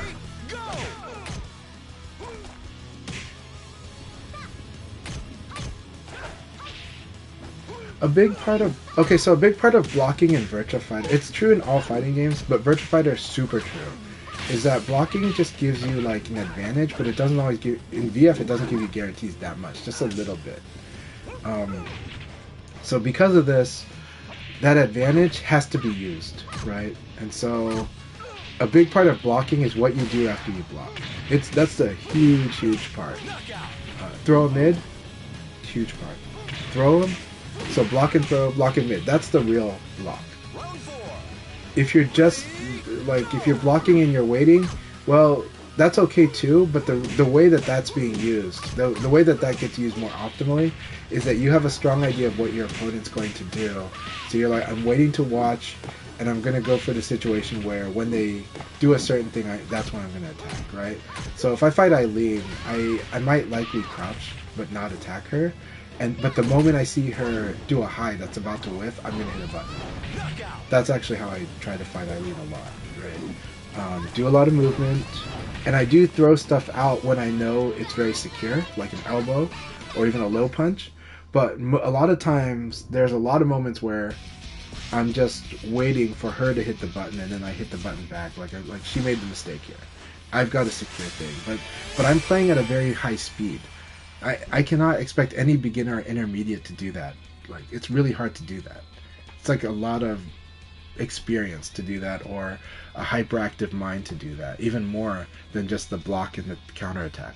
The block and counterattack's the easier one. That one is like, if I block a side kick, I'm going to force a guess. If I block a side kick, I'm going to force a guess. But then there's the high level play of like Killa Killa or Gentleman Thief who play Brad, and they don't do that, right? They'll just go, I block something big, I'm just going to poke back. I block something big, I'm just going to poke back. Because there's reasons that they do that way too. But it's because they believe they can cash out somewhere else. but not exactly. But on that one, they're like, I'm not going to gamble unless this opponent is always doing the same option. And that's again, that's a risk reward measurement that gets very complicated. It's too much. But the core is make use of your blocks. When you block something, you should attack back, unless it's the few plus on blocks. Playing Vanessa might cloud your judgment because she has a little bit more plus on block. Lei Fei and Vanessa have a little more plus on block than other characters do. So you might think that that everybody has got a lot of plus on block, and you'll realize no. Most people do not have much plus on block in this game at all. But Vanessa and Lei Fei do have a little more than average. They have a little more than everybody else. So just remember, most of the times when you block something, you get to do something, and you should do something. And a lot of times, if they defend your option, if you attacked and they evaded, that doesn't mean that like you shouldn't have done anything. It means that throw would have won instead of the attack. And that's hard.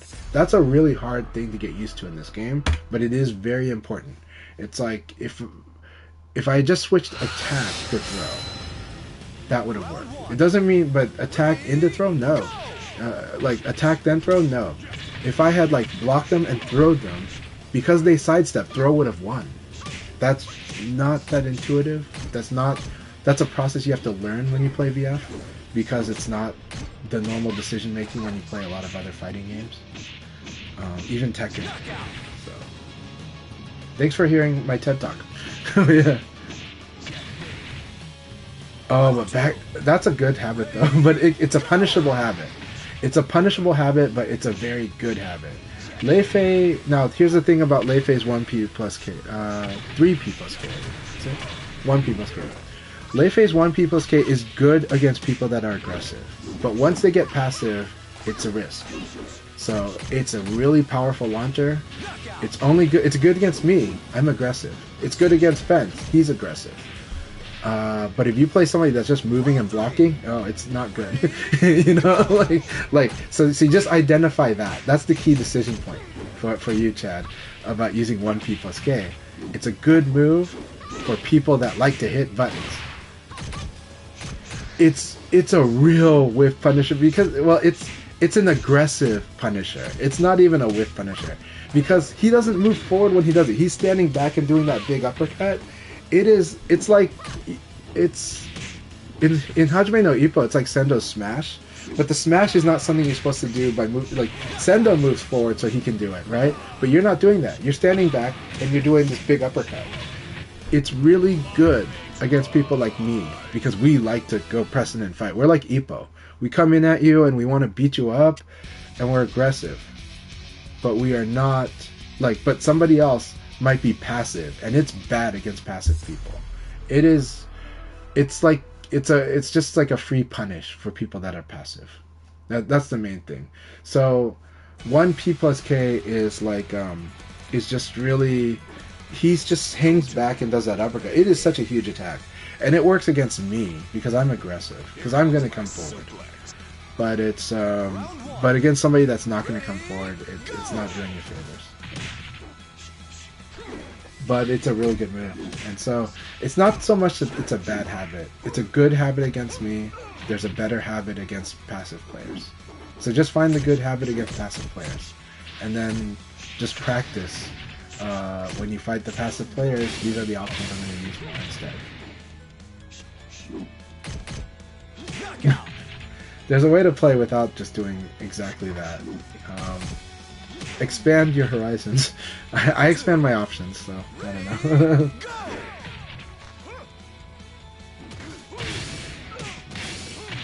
Hey, I don't want to get into insulting people though, because there is a lot of players that are very strong online. So.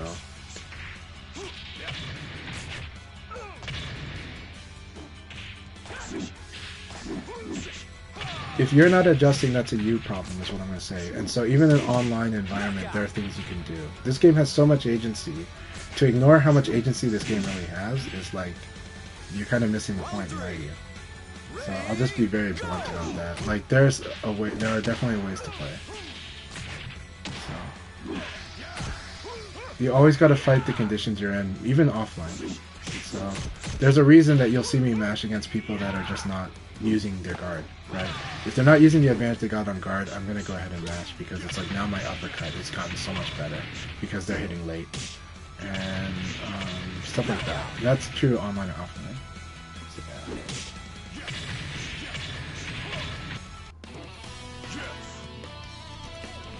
So, who's next? Well, I think, Panda, you've gotten a lot better over the past 2 years, like a lot. Because I mean, when you played Brad, I do think that there was just one way that you wanted to play. And so the frames was so... And the frames still dictate how you play. Because you're the type that wants to use the numbers. You use the math. It's really good. But when it comes to... But online, you still use the math. But you got to use you got to factor in additional math, right? And that additional math is going to be what can I do and what can I not do with the time. Like, how early do I need to do something? Is that too much of an ask? If it's too much of an ask, you switch to another set of equations, you know. So you still use math, but you got to use the math of online. Just like offline, you still use the math of your opponent, right? Just like with Chad. There is a condition for using 1P plus K for Lei Fei, and that is the opponent is aggressive. That's the main condition. So the higher that number is, the closer that number is to a 1, the more likely I use it. The closer that number is to a 0.0, less I use it. You know, that's how you do the math. You know, and then online, there's another factor. How hard is this thing to do online? Closer that is to, or how easy is it to do online? How well can I execute it? Closer it is to a 1.0, I do it. The closer it is to a 0.0, I don't do it.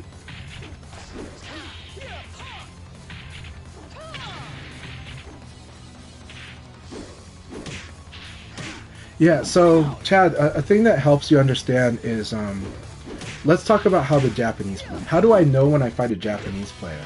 Not just by connection or anything else. How do I know? Because a lot of times I do know. The first time I fought Ryozo Kawasaki, yes, the name would be a giveaway. But when I fought them, within 2 rounds, I knew they were someone who trained in Japan. So how did I know I fought someone from Japan? Because their Jackie would do 6K as much as possible until it was punished twice. Why? People see Jackie's 6Ks minus 15 on block. And Americans and Europeans are like afraid to do it. They're just like, I will do this when I get the read, but I'm not just going to do it. Japanese players do it with no hesitation. Why? Not because it's Jackie. They do it because it's only a risk if your opponent punishes it. If your opponent doesn't punish it, it's not a risk. So you're skill checking them. And the Japanese just know, you know what? If I've got 100% life bar, and I do this move, which gives me higher reward than its risk, then as long as that risk is kept low, I do it. So I do Jackie's 6K a lot. And then when they guard punish it, now I think about, should I mix it up more? And then if I see them guard punish it twice, though, maybe I do it less. But you know what actually is the real risk?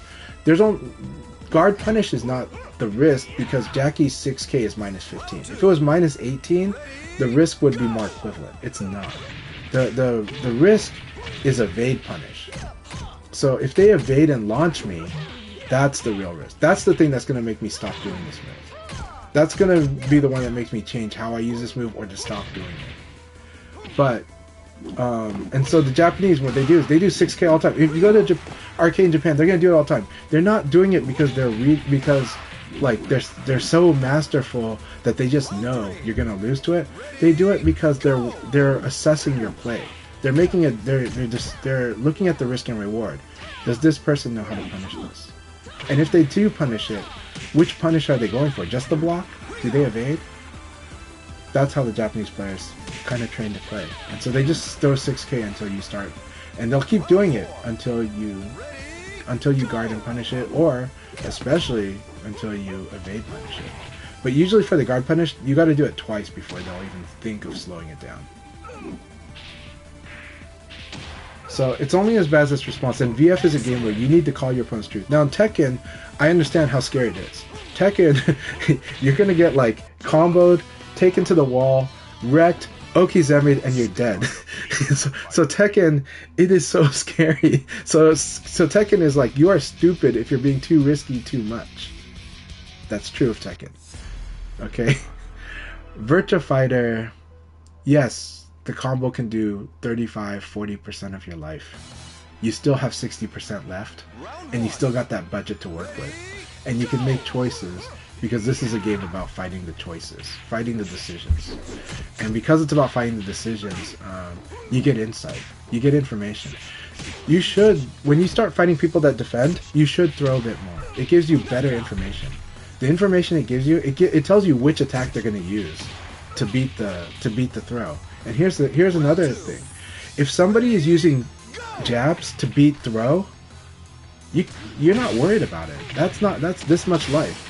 Now, if somebody is doing a launcher to punish your throw, that's a different story. So when you fight beginners, because they might throw launchers out of nowhere, that's why you don't throw against beginners. But at higher level play, if they're making a read and they read your throw and they launch you, yeah, that's where you reevaluate the decisions. You don't get so mad at yourself. You just go, oh, that's what they can do. So now I make adjustments, I make changes to my game plan. You know, so it's stuff like that. Late phase 1P plus K, it's only minus 15. Minus 15 is good. It's not minus 18. Minus 18 is really scary. So, and backdash into 1P plus K, that's actually pretty good. Why? Backdash 1P plus K makes it a delayed 1P plus K. It's harder to evade that. So it's hard, and the big punish for 1P plus K would be the evade. But if you're doing backdash 1P plus K, it's harder to punish, though it is very possible to punish. Like, if the opponent realizes that they can do their like 25 frame long range combo launcher after evading it, then you're in trouble. But a lot of people don't do that. Not in the scrappy fight. A lot of times you're sneaking this 1P plus K in when they're gonna do, like, when they're trying to attack you with a medium range attack. So it works so perfectly. So what backdash 1P plus K is something very strong that you have found, that you found work for yourself for many good reasons. And the actual counterplay for it is actually quite hard. To really make it as risky as its reward requires the opponent to usually delay their evade to the right time, and then, or to whiff punish it with a long range attack and be willing to do that, and to be waiting for you to do it. That's the risk, is for them to do a long range like big combo starter. But a lot of people don't do that, especially in the scrappiness of the fights. So it's one of those where that's the huge risk for it. But it is such a strong move when people are fighting close up. Yeah.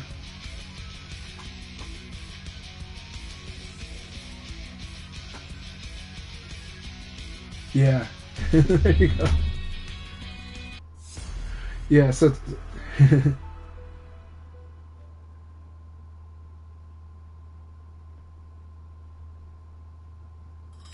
yeah, the fun part about VF is playing with, once the threat's on the table, it's fun to play the game that happens after the threat's on the table. If you don't make the but let's also talk about Gentleman Thief, who is like the best player in North America, arguably in the West, but Nero's also up there. But Gentleman Thief is a player that like doesn't take many risks. They play with full knowledge. They are the complete knowledge player, and so Gentleman Thief is the player that's going to show you how to play by not losing, and then also by making very key decisions for the win. You know. And so, so I have to also say that like Gentleman Thief is not the I'm gonna probe and then and risk it. They just say I don't want to play that game, you know. And so they play more like the way that Tekken would teach you how to play, you know, but in a very genius, smart way. Yeah.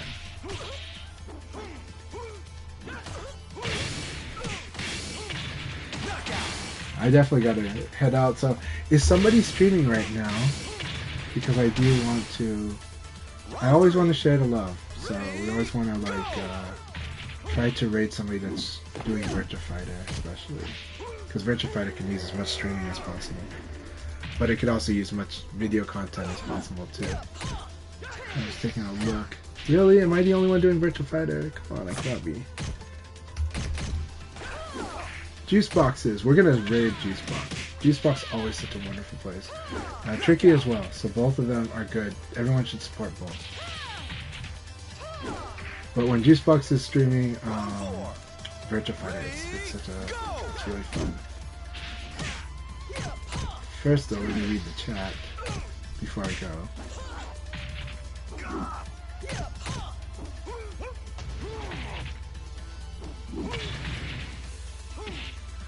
When I do Haishiki's Boku moves, when he slaps the ground, I see...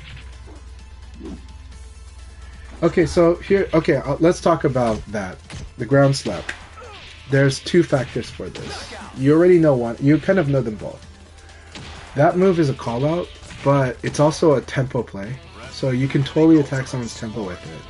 When you start playing at a higher level and people are reacting, this thing could really mess with them because they're gonna use movement to try to punish something, and then this thing just really it's like when Eileen jumps in the air. That actually works against people like me, you know.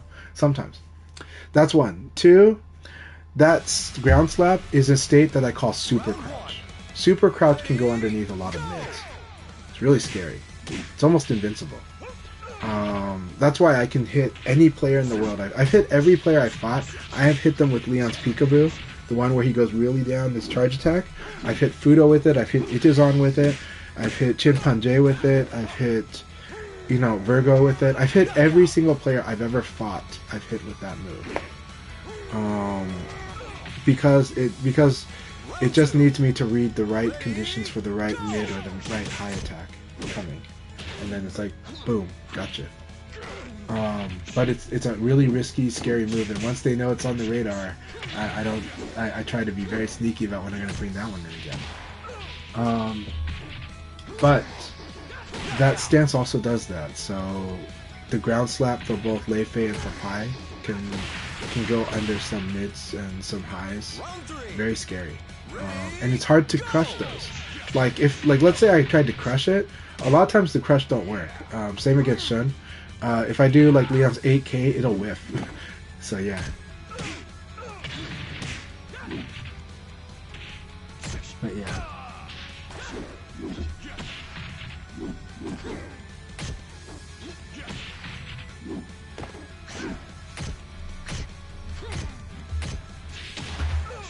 Yeah, Volcano said nails that, yeah.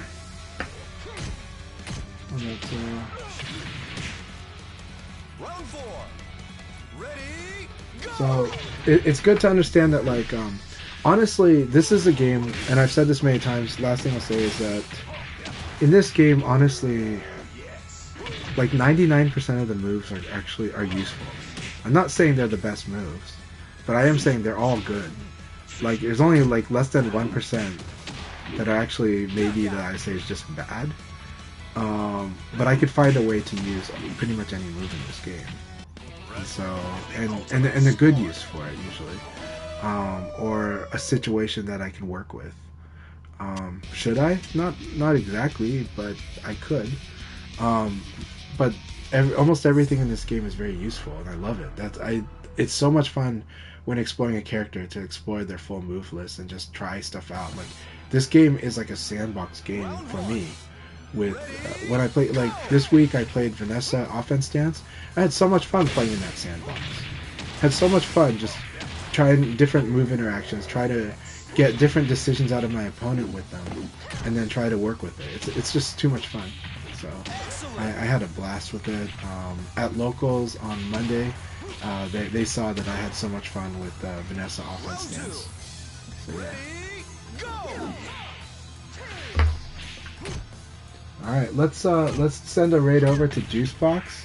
When Juicebox streams Virtua Fighter, it's really wonderful, it's so much fun. And when Tricky streams Virtua Fighter, also really amazing. But I'm gonna do Juicebox today, and next time probably Tricky. But everyone, you have a good one. We're gonna wait till after this battle. I'm glad that Punker joined in too. It's good training. Punker is a very strong player as well. Also, I think part of the newer generation of about 3 years ago. Round 3. Ready? Go!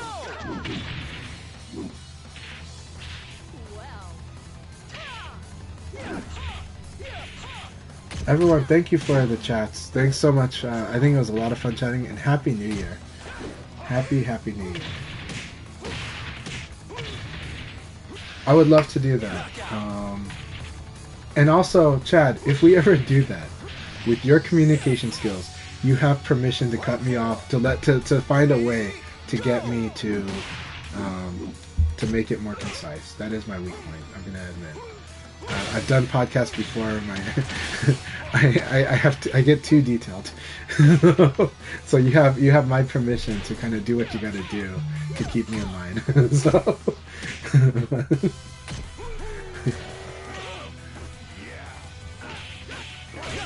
Okay, that sounds good. I would love that too. That would mean the world to me. So, that would mean the world to me. I do think it would be very fun and a very UK-like stream, actually, too. I think it'd be a very UK-like podcast, which are awesome. I love those. I love when they go deep on it, when it feels like we're at the pub, you know. So, like, all right, we're gonna go to Juicebox now. Everyone, say hi to Juicebox for me. Round one. Ready, go!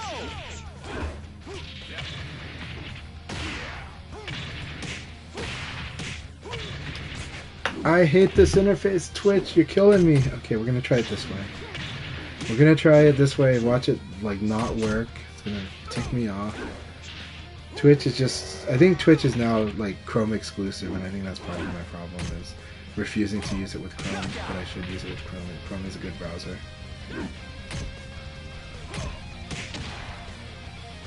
Round two. Ready, go! Okay, here we go. Yeah, so everybody use. If you're streaming, you probably have to use Chrome. So. Because I'm not using Chrome, I have to deal with like some dumb stuff right now.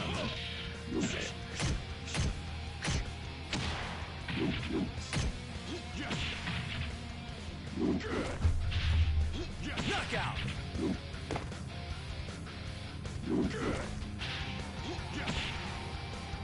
Round three. Ready, go!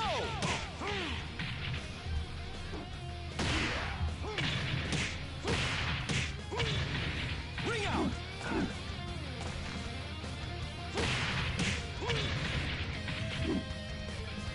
Round four. Ready, go!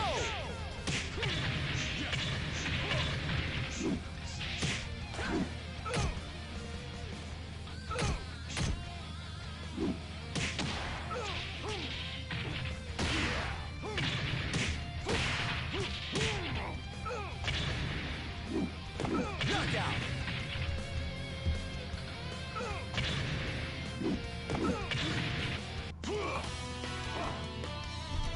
Alright, everyone, have a good one. Thank you so much for the support.